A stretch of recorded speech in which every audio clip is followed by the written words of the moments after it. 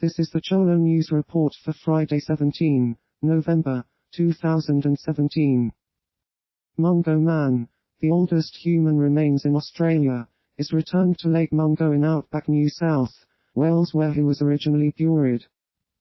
Venezuela defaults on sovereign debt and bonds issued by state oil firm PDVSA. The ISDA committee said it would reconvene on Monday at 3 p.m. New York time to discuss an auction that will eventually determine the amount paid out to buyers of CDS protection.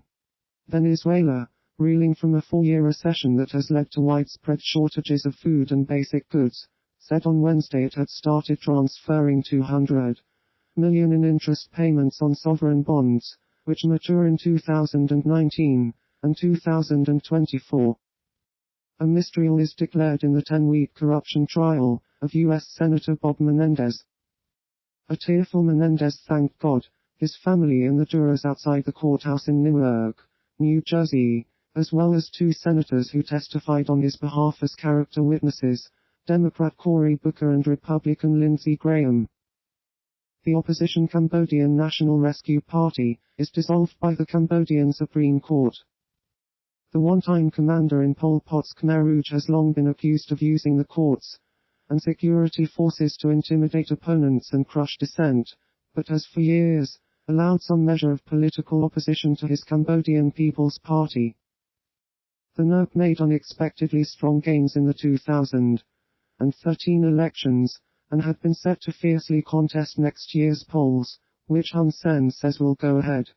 The country has had regular and rowdily contested elections ever since, although through a skillful blend of populism and intimidation Hun Sen has managed to remain in power since 1985. Flash floods on the outskirts of the Greek capital Athens kill at least 16 people, and injure dozens more after a severe thunderstorm.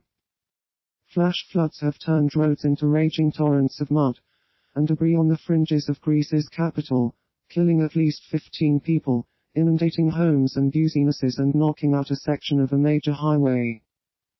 Fears death toll could rise. Fire department received 600 calls for help, more bad weather predicted. There were fears the death toll could rise further as rescue crews searched for potentially missing people in flooded homes and streets on the western outskirts of Athens. A section of the highway between Athens and Corinth had caved in, businesses had been inundated and power lines had gone down as the floods hit. As roads turned into rivers of mud, cars were carried away and tossed into piles. And walls from yards and small buildings collapsed.